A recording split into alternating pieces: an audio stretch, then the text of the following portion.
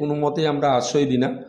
বাংলাদেশকে আমরা মানে নিছক একটা নিকৃষ্ট মানের কথাবার্তা, কালকেও আমরা দেখেছি বিএনপি লিডার আমাদের মানবিক মুখ্যমন্ত্রী মমতা বন্দ্যোপাধ্যায় ব্যঙ্গ করছিলেন কালকে।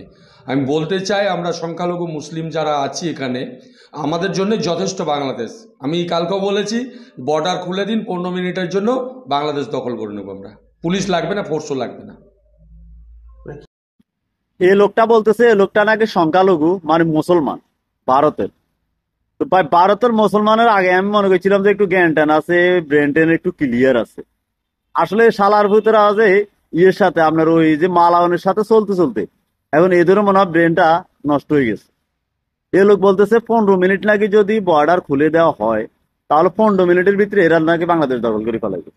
এর ভাই এতই দুর্বল বুঝি দেশ, এতই দুর্বল বুঝি মানুষ। যখন পাকিস্তানের সাথে আমাদের সাথে যুদ্ধ লাগে আমরা